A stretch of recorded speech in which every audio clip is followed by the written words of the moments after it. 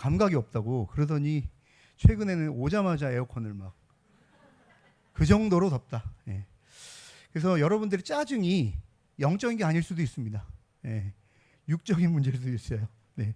그래서 우리 오랜만에 우리 옆에 있는 분들 바라보시면 손 한번 잡아봅시다. 네. 힘내세요. 네, 네, 네. 네, 힘내세요.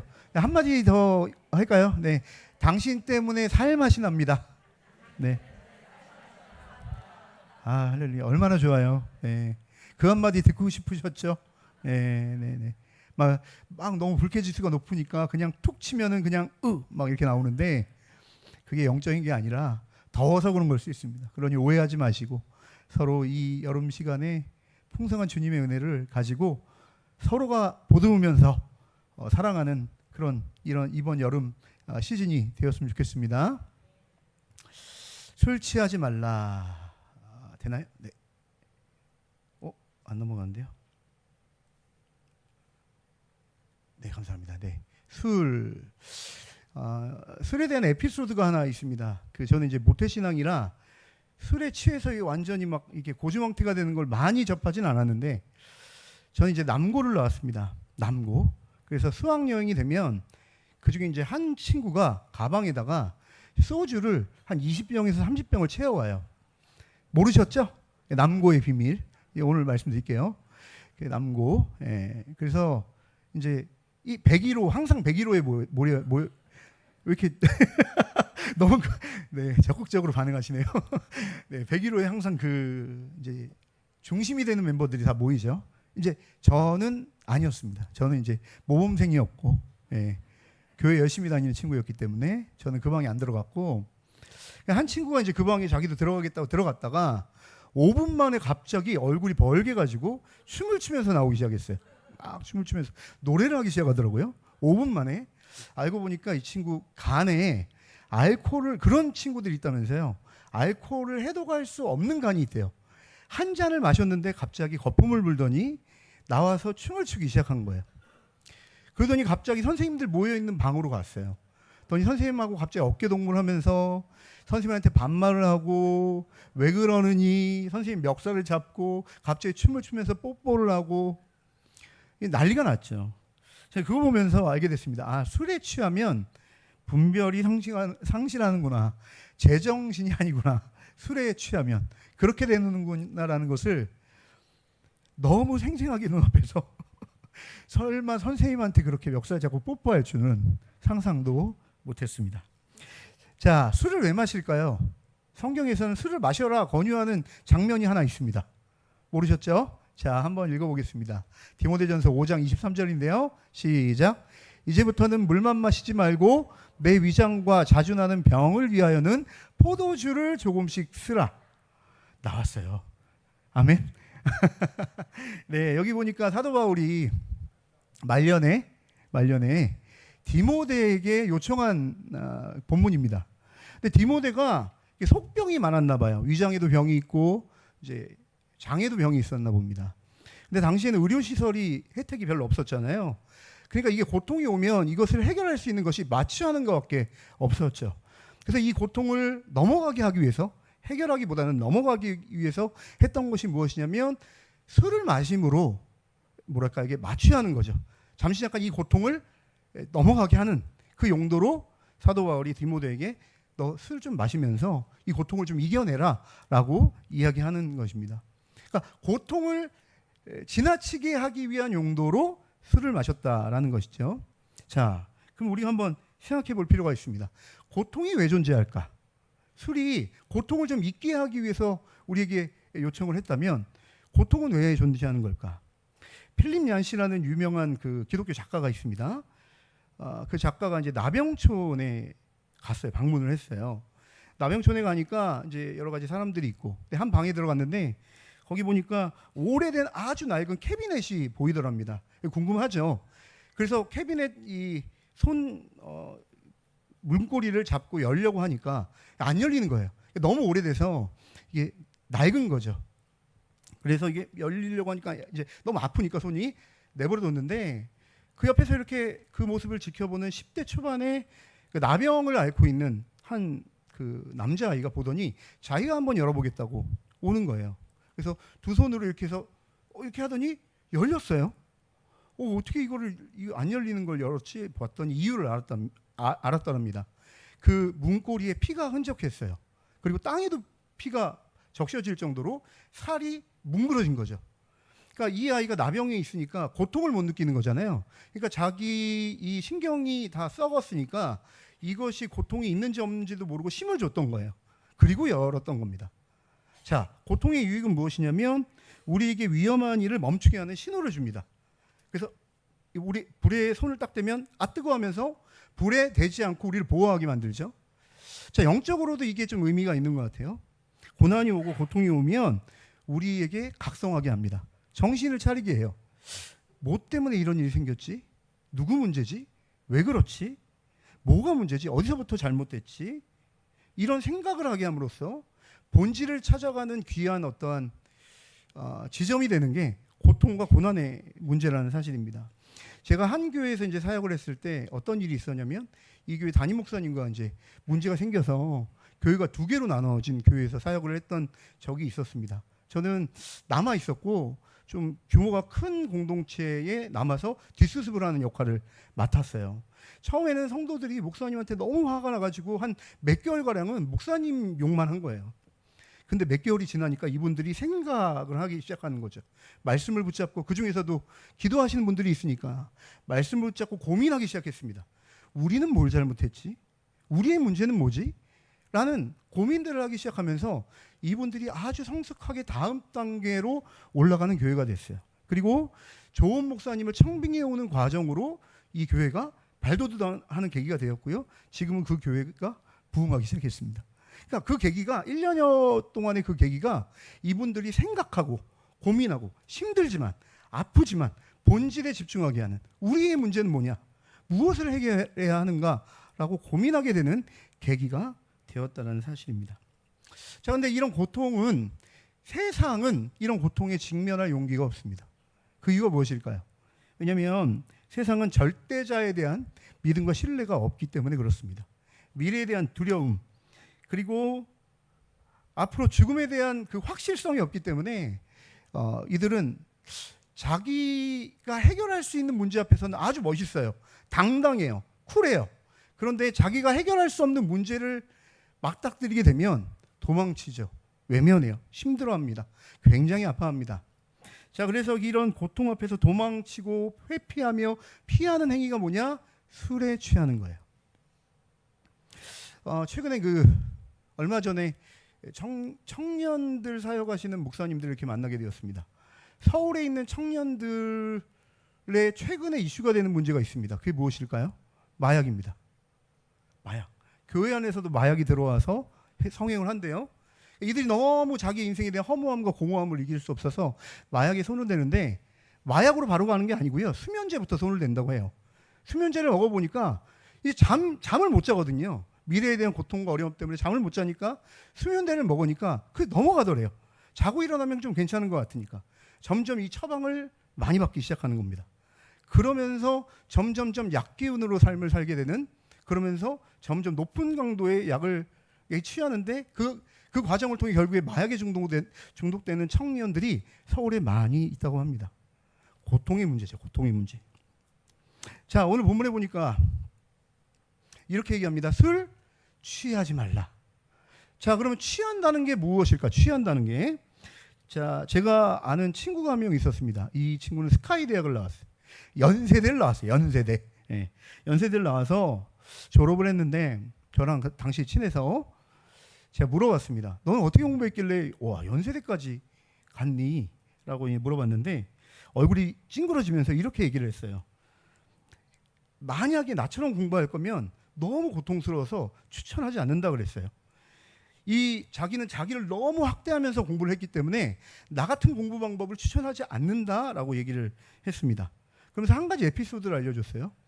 방학 때 이제 지금부터 한 20년 전이니까 제 나이를 예측하지 마세요.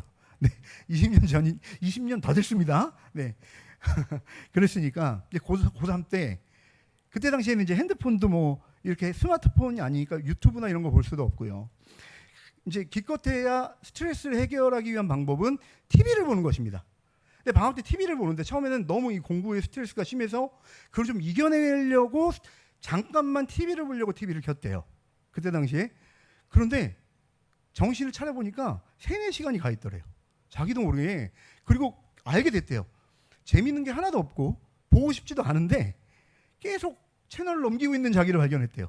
처음에는 자기가 고통을 이겨내기 위해 TV를 봤지만 나중에 TV가 자기를 컨트롤하더라 라고 이야기를 하는 모습을 들었습니다.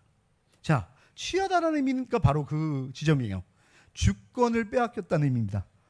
주권이 우리에게 있으면 모든 걸 컨트롤할 수가 있어요. 자, 난 1시간만 공부할 거야. 나는 뭐 TV 1시간만 볼 거야. 자기의지가 세신 분들은 이게 컨트롤이 되죠. 근데 자기의지가 약하신 분들은 계획이 있지만 그 컨트롤이 안 되는 분들도 있는 것 같습니다. 자, 취하다라는 건 뭐냐면 그 주도권을 빼앗기는 것이죠. 술 취하지 말라. 그러니까 술의 주도권을 빼앗긴 상태를 의미합니다. 그러므로 이 성경에 얘기하는 이 술은요, 단순히 마시는 알코올만 의미하는 개념은 아닌 것 같아요. 어떤 게 있죠? 우리 삶의 주도권을 빼앗은 모든 것을 술에 비유하고 있는 것입니다. 21세기를 사는 우리에게는 뭐가 있을까요? 쇼핑 중독이 있는 분도 계세요. 그래서 스트레스를 받으면 고민하고 재정의 문제가 얼마나 있는지 고민도 안 해요. 스트레스를 해결하기 위해 무조건 현대백화점 갑니다. 중동. 예. 가요. 판교. 예, 갑니다. 그리고 막 그냥 보죠. 그리고 자기 카드에 잔액이 얼마나 돼 있는지도 생각하고 고민하지도 않고 그냥 지릅니다. 쇼핑 중독이죠. 이겨내기 위해서. 자, 핸드폰 중독인 사람도 많이 있습니다. 가끔 저도 그런 거 네, 자다가 그냥 이제 핸드폰 보다가 얼굴에 떨어뜨리시는 분들 있죠? 예, 그냥 뚝뚝 이 관자놀이 뚝뚝 떨어뜨리시는 분들. 예, 나도 모르게 내가 볼 것도 없는데 유튜브 계속 시청하시는 분들도 있는데 그게 저예요. 예. 여러분들도 많이 있으실 줄 압니다. 어떤 분들은 스트레스를 받으면 사람을 만나고 있는 분들 계신데 그 사람을 만나는 게 문제는 아닌데 문제는 뭐냐면 고민 없이 내가 해야 될 일정과 여러 가지 뭐 이슈들과 상관없이 사람만 만나면서 그것을 해결하려고 하는 그런 분들도 계시다라는 것이죠. 돈 버는데 자신의 주도권을 맡긴 분들도 계십니다. 내 몸이 망가져가요. 그리고 우리 가정이 분열이 됐는데도 불구하고 돈에 꽂혀서 어떻게든 수단과 방법을 가리지 않고 크리스찬인데도 불구하고 불법을 자행하면서 돈의 노예가 돼서 사시는 분들도 계십니다. 취한 거예요. 자, 일 중독이신 분들도 계세요. 그래서 내가 지금 어떤 상태인지도 모르게 습관적으로 바로 몸부터 움직이시는 그런 분들도 계십니다. 자, 이 모든 것들이 어디에 해당되는 걸까요? 술에 해당되는 것입니다. 술 취하지 말라. 자, 그러면 왜 오늘 성경에서는 우리에게 술에 취하지 말라고 말씀하셨을까요? 자, 그 이유는 무엇인가? 오늘 본문의 말씀은 에베소서 5장의 말씀입니다. 근데 에베소서는 크게 두 가지로 나눠서 우리가 좀 살펴볼 수 있는데 1장부터 3장까지는 복음에 대해서 얘기하고 있어요. 뭐라고요? 복음이요, 복음. 자, 복음은 뭐냐면 하나님이 우리를 다스리신다라는 얘기입니다. 그러니까 에베소서는 에베소 교회, 즉 복음을 듣고 하나님을 주인으로 예수 안에서 영접한 사람들의 공동체에게 주는 성경이에요. 1장부터 3장까지 복음에 대해 이야기한다라는 것은 하나님이 너희에게 누구이며 너희가 하나님께 어떤 존재인지를 먼저 얘기하고 있다는 거예요. 복음이 무엇인지 우리의 정체성에 대해서 에베소서는 먼저 설명을 하고 있습니다. 그리고 4장부터 뭘 얘기하냐면 적용점에 들어가요. 4장 1절에 보면 뭐라고 시작이 되냐면 그러므로 이렇게 시작됩니다. 그러므로 너희는 이렇게 살아라. 디테일한 적용점이 있는데 그 적용 중에 하나가 뭐라고요? 술 취하지 말아라. 이게 적용점이라는 거예요. 누가? 예수 믿고 구원받아 하나님께 주도권을 드린 성도들아, 술 취하면 안 된다라고 얘기를 하는 거예요. 성도들은 왜 술에 취하면 안 될까요? 왜냐하면 성도들은 주도권을 누구에게 넘겨줬기 때문입니까? 세상에 술에 해당되는 것에 취하며 살아가야 될 존재가 아니라는 거예요. 복음은 우리 주도권이 누구에게 있다고 얘기하죠? 자, 힌트 드릴게요. 여기 있습니다. 여기. 자, 한번 읽어보시겠어요? 여기. 예. 시작. 안 하시는 분 한 3분 정도 되셔서 우리 한 목소리 다시 해볼게요. 시작. 자, 이게 에베소서 1장부터 3장까지 얘기하는 복음으로 구원받은 교회의 정체성이에요. 우리의 주도권은 누구에게 있다? 오직 예수님께 있다. 또 하나님 아버지께 있기 때문에 너희가 하나님과 예수님 외에 다른 것에 주도권을 넘겨주면 안 된다. 그렇기 때문에 오늘 본문 말씀에 뭐라고 얘기하죠? 술 취하지 말아라 라고 얘기하는 것입니다. 자, 우리가 성도로서 이 세상에 주님의 주도권을, 주님께 주도권을 드리며 살아간다는 것은 사실은 세상의 흐름과는 정반대의 길을 살아가는 것입니다. 세상은 자기중심성, 나를 위해 살라고 메시지를 주거든요. 너 자신을 위해 살아라. 근데 교회에서 하나님의 메시지, 성경에서는 하나님의 영광을 위해 살아라 라는 메시지가 상충하는 거죠. 우린 이것을 고난 또는 이런 삶을 구별된 삶, 거룩한 삶이라고 이야기를 하는 것입니다. 이런 삶을 살면 고통과 고난이 따를 수밖에 없죠. 자, 그런데 이런 삶이 사는 게 쉽겠습니까? 세상의 유혹이 얼마나 우리 가운데 달콤해요. 저도 많이 흔들리는데 여기 계신 성도님들이 얼마나 흔들리겠어요. 그래서 성경은 이렇게 얘기합니다. 자, 우리 한번 빌립보서 1장 10절 한번 읽어볼까요? 시작. 너희로 지극히 선한 것을 분별하며 또 진실하여 허물 없이 그리스도의 날까지 이르고, 또 우리 다음 구절 한번 읽어보겠습니다. 너는 진리의 말씀을 옳게 분별하여 부끄러운 것이 없는 일꾼으로 인정된 자로 자신을 하나님께 드리기를 힘쓰라. 여러분, 이런 상황 가운데 하나님께, 예수님께 주도권을 드린 교회가 해야 될 일은 무엇이냐? 주의 말씀 붙잡고 분별하는 거예요. 아까 얘기했죠. 고통은 우리를 어디로 이끈다고요? 고민하게 만든다고요. 생각하게 만든다고요. 이 길이 맞는 걸까? 잘 가고 있는 걸까? 괜찮은 걸까? 나는 맞는 걸까? 이 상태로 가면 괜찮은 걸까? 라는 고민과 생각. 자, 그게 분별이라는 거예요. 자, 그러므로 우리가 세상의 고통과 고난에 이겨내기 위해서 술 취하며 살아간다는 것은 성도로서의 정체성을 잃어버리며 살아간다는 것을 이야기하고 있는 것입니다. 자, 이런 삶은요, 그래서 하나님의 부르심을 잊고 사는 삶, 성경에서는 이런 삶을 방탕하다라고 이야기합니다. 자, 이런 삶의 예가 성경에 나오죠. 누가복음에 보면 아버지의 둘째 아들인 탕자 이야기가 나옵니다. 분명히 아버지의 아들이었어요. 근데 이 아들이 어떻게 하죠? 아버지의 품을 떠나 자기가 원하는 대로 삶을 살죠. 성경에서는 그 둘째 아들 탕자의 삶을 무엇이라고 표현하고 있냐면 허비했더라, 낭비했더라 이렇게 표현을 해요.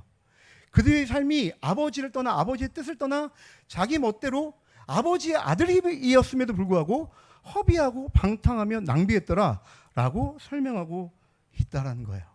사랑하는 여러분, 그러므로 우리의 주도권이 술 취하는 대로 넘어가면 안 됩니다.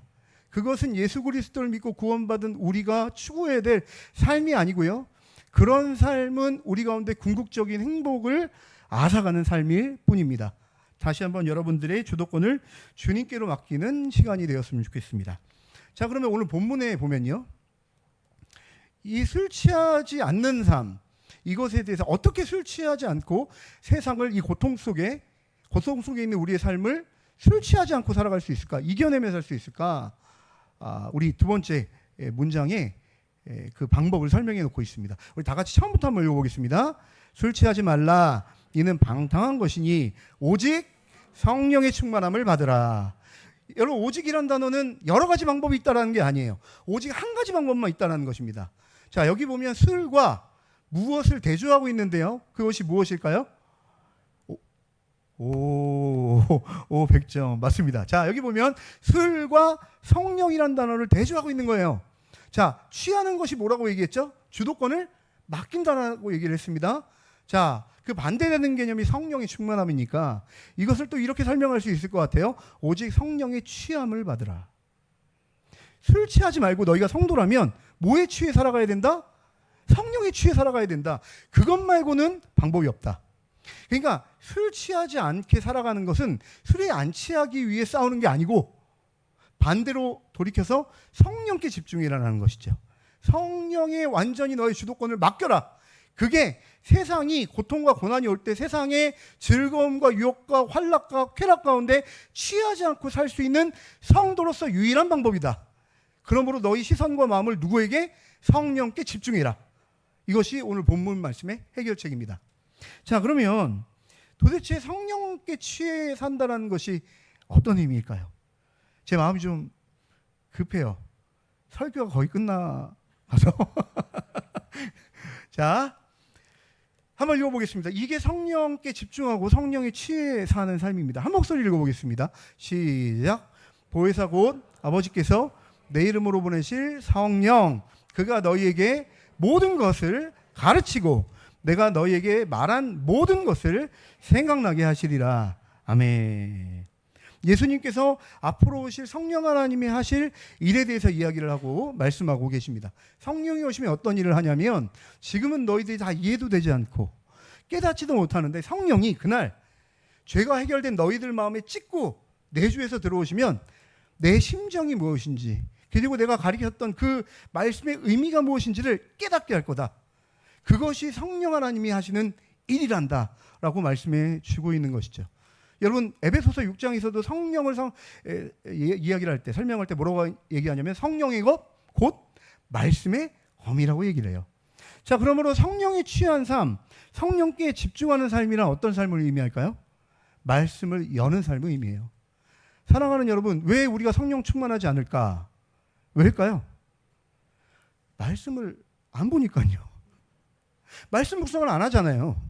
말씀을 열어야 성도로서 내가 어떤 역할인지, 그리고 하나님은 나에게 어떤 분인지, 내가 어떤 인생을 살아가야 되는지 거기에 읽기만 하면 깨닫게 해주시겠다고, 성령께서 깨닫게 해주시겠다고 명확하게 약속하고 계신데, 둘 중 하나죠. 못 믿는 겁니다. 아니면 그냥 게으른 겁니다. 사랑하는 여러분, 왜 우리가 지치고 피곤하고 힘들까요? 아까 서두에 날씨가 더워서이기도 합니다. 두 번째 이유가 있어요. 성도로서 해야 될 오직 한 가지 이슈가 있는데, 그것이 무엇일까? 말씀이 우리를 지배하게 만드는 거예요. 사랑하는 여러분, 혹시나 여러분들의 영적인 상태에 기갈이 오셨다면, 힘들다면, 끊임없이 여러분들이 입에서 소망의 얘기가 끊어진 지 오래되었다면, 어쩌면 여러분들이 잃어버린 성경을 펴셔야 될 중요한 시기일 수도 있습니다. 하나님은 지금 여러분들에게 말씀으로 초대하고 계시는 거예요. 너희들의 인생이 그 정도의 인생으로 살아갈 삶으로 내가 부른 것이 아니다. 하늘의 꿈을 꾸며 내가 해야 될 하나님 나라 일에 참여하는 위대한 존재들이다. 근데 왜 잊고 사냐면, 잊고 왜 고통 가운데 술 취하며 살아가냐면, 너희들이 하나님의 말씀을 잃어버렸구나. 사랑하는 여러분, 이 시간 이 이후로 여러분 가운데 매일 읽는 성경의 역사가 다시 한번 여러분 가운데 펼쳐지는 시간이 되기를 원합니다. 우리 어른들 보세요. 어른들 계속 흔들리지 않고 믿음의 길을 걷는 어른들 100% 매일 성경 읽습니다. 100% 매일 기도해요. 그거 말고는 대안이 없어요. 그거 말고는 이 세상에 여러 가지 많은 유혹과 어려운 가운데 이겨낼 수 있는 방법이 존재하지 않습니다. 사랑하는 여러분, 과림이교회 잃어버렸던 성경이 펼쳐지는 역사가 다시 한번 있기를 주님의 이름으로 간절히 축원합니다. 자, 그래서 찰스 스펄전이라는 목사님은 이렇게 얘기했어요. 제가 한번 읽어드릴게요. 자기에게 몰두하고 있는 우리의 시선을 돌려 그리스도를 바라보게 하는 것은 항상 성령께서 하시는 일이다. 그러나 사탄의 일은 이와 정반대이다. 사탄은 우리로 하여금 끊임없이 그리스도 대신에 우리 자신에게 몰두하도록 한다. 이것을 한 글자로 죄라고 해요. 자기에게 몰두하는 삶. 근데 그리스도에게 몰두하는 것, 즉 예수 그리스도의 말씀을 읽고 묵상하는 삶, 이것은 성도로서의 위대한 삶인 것입니다. 사랑하는 여러분, 오늘 말씀 너무 쉽죠? 세상에 취하지 말고 누구의 취함을 받으라? 성령께 주도권을 맡기는 삶을 살아라. 아주 단순해요. 오직 성령의 취함을 받으라. 말씀에 사로잡히는 삶을 살아라. 말씀 읽으면 다 회복될 줄 믿어요. 말씀 붙잡고 산다라는 것은 우리가 성도로서의 사는 삶을 의미합니다. 오늘 이 시간 이후로 여러분 삶 가운데 이런 말씀이 회복되기를 원합니다. 한 가지 이야기하고 마치도록 하겠습니다. 조금 부끄러운 얘기지만 저희 간증을 하나 하려고 하는데요. 그 연말이 되면 송구영신 예배를 드리는데, 그 송구영신 예배 중요한 행사가 하나 있죠. 그게 뭐죠? 말씀 카드 뽑는. 예, 그래서 저가 교회 예배에 참석을 안 하더라도 이제 누군가는 참석해서 대신 말씀 카드를 뽑아주고 1년 동안 꼽아놓죠. 자, 2013년인가요? 저에게 뽑혔던 말씀인데, 자, 제가 한번 읽어드릴게요. 아니, 이게 너무 신기해요. 어떻게 이런 말씀이 뽑히나? 자, 이르시되 가서 내 남편을 불러오라. 여자가 대답하여 이르되 나는 남편이 없나이다. 예수께서 이르시되 내가 남편이 없다는 말이 옳도다. 이 말씀이 뽑혔어요. 웬만하면 그 말씀 카드 축복의 말씀이잖아요. 이게 뭔가 싶어서 이거는 뭐 그냥 역시 뻥카야 하고 그냥 성경 앞에 그냥 꽂아주고 잊어버렸습니다. 근데 그 한 해 제가 이제 사역했던 교회에서 사역을 하는데 너무나도 힘든 한 해였어요. 왜냐면 교회가 너무 이제 안 맞았어요. 안 맞았고 이제 그 교회는 기복을 쫓는 교회였습니다. 그러니까 기복은 중요하지만 기복주의에 사로잡혀 있는 교회였고 당시 담임 목사님도 정치 쪽에 이제 관심이 있으셨던 분이라서 교회에는 많이 없으셨고 정치 활동을 많이 하셨던 그런 목사님이셨어요. 굉장히 정치 쪽에 열려 있었던 목사님이셔가지고 교회 사역하는데 너무 힘들고 성도님들도 저한테 와서 하소연하고 너무 스트레스를 많이 받았던 교회였습니다. 제가 몰랐는데 이제 결혼한 지 얼마 안 된 상황이어서 제가 교회만 갔다 오면 그냥 습관적으로 게임을 했던 것 같아요. 습관적으로 스트레스를 너무 받으니까 그냥 뭐 이상한 게임 아니고 축구 하는 게임 컴퓨터로 그래서 하는 거를 이렇게 했어요. 근데 연말이 돼서 아내가 저한테 갑자기 쓴소리를 한마디 딱 했어요. 여보 너무 이상하다. 여보 요즘 정신이 좀 오락가락하는 것 같아. 얘기하는 무슨 일이냐? 여보 알아? 교회만 갔다 오면 여보 그 PC에 앉아서 게임하고 있는 거 알아? 여보 힘든 거 알겠는데 여보 좀 다시 기도를 해봐야 될 것 같아. 기도를 했었거든요. 저도. 근데 습관적으로 했던 거겠죠. 저도 모르게 그 수많은 스트레스를 해결하는 방식이 제가 게임을 했던 것 같았어요. 아내 얘기를 딱 듣고 정신이 번쩍 나는 거예요. 이거 안 되겠다. 큰일 나겠다. 그래서 골방에 들어갔습니다. 기도를 하는데 마음에 하나님이 성령께서 하시는 일이죠. 말씀 한 구절을 갑자기 진하게 생각나게 하시는 거예요. 그게 뭘까요? 이 구절이었어요. 이르시되 가서 내 남편 불러와라. 근데 이 말씀을 하시자마자 제가 지금까지 1년 동안 진짜 남편 말고 가짜 남편. 그러니까 이 여인도 진짜 남편을 찾을 수 없어서 가짜 남편으로 만족하려고 했던 거 아니에요. 그렇죠? 가짜 남편에게 주도권을 빼앗겼잖아요. 5명이나 되는. 근데 그게 생각이 나는 거예요. 하나님 외에 다른 것으로 즐거움을 누리고 하나님 외에 다른 것으로 스트레스를 풀려고 하는 저의 일련의 그 영적인 상황이 생각이 나는 거예요. 그래서 제가 엉엉 울면서 주님께 회개하면서 고백했습니다. 저는 남편이 없어요 라고 기도했습니다. 그러면서 고백했습니다. 주님만 저의 유일한 신랑이세요. 제가 1년 동안 고통당하면서 스트레스를 받으면서 이제 알았습니다. 내가 이제야 신랑을 찾았네요. 다른 어떤 것도 게임도 뭐 여러 가지 활동도 나를 충족하게 해주는 남편이 아니었어요. 예수님만 나의 유일한 남편이었습니다. 그 이후로 제가 다시 게임을 했을까요? 가끔 잠깐 했지만 가끔 했지만 주도권을 빼앗기는 일은 없었습니다. 왜요? 저의 주도권 누구에게 있죠? 유일한 신랑이신 예수님께 드렸기 때문이죠. 사랑하는 여러분, 성령이 우리를 예수의 말씀으로 회복시키시는 이번 한 주간 되시길 주님의 이름으로 간절히 축원합니다. 기도하겠습니다. 참 좋으신 주님, 주의 말씀이 힘인 줄 믿습니다. 주의 말씀이 성도들에게 진정한 힘인 줄 믿습니다. 우리 과림리교회가 생명력 넘치는 교회가 되기 위해서 해야 될 것은 세상의 술 취한 삶에서 벗어나 성령에 취한 삶을 추구해야 하겠습니다. 예수를 주로 섬기는 공동체는 주님의 말씀에 삶을 드리고 주님의 말씀을 읽고 주님의 말씀에 헌신하는 공동체를 뜻하는 줄 믿습니다. 이 시간 이후로 성령께서 광풍처럼 이 과림리교회 몰아치셨으면 좋겠습니다. 그래서 우리를 말씀으로 예수께로 우리를 인도하여 주시옵소서. 왜 요즘 이렇게 삶이 힘듭니까? 왜 이렇게 혼자인 것 같습니까? 왜 이렇게 우울하고 짜증이 나죠? 주님, 우리 신랑이 어디 있는지 찾게 하여 주옵소서. 우리가 말씀 중심으로 삶을 살고 있는지, 성도로서 우리가 주님께 주도권을 내어 맡기는 삶을 살고 있는지, 주님께 우리 주도권을 맡기면 우리 가운데 참된 평안이 있을 줄 믿습니다. 주여, 오늘부터 우리가 주님께만 우리의 주도권을 맡기는 삶을 드릴 수 있도록 성령 하나님 우리를 인도하여 주시옵소서. 감사하며 예수님의 이름으로 간절히 기도합니다. 아멘. 우리 다 같이 자리에서 일어나서 파송의 찬양 하시겠습니다.